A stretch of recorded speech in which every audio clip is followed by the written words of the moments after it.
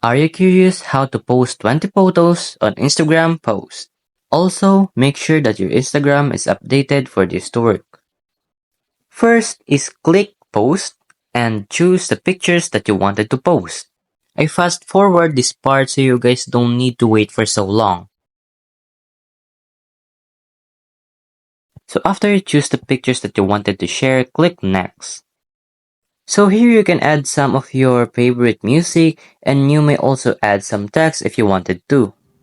So if you're done adding some music or text, you may click next and wait for the loading screen. In this part, I pass forward so you don't need to wait for so long.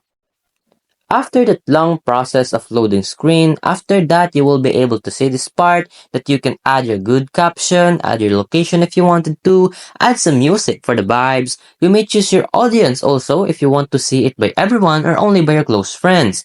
You may also go to more settings or advanced settings if you want to turn off comments. You can also mention some of your friends or people before sharing it.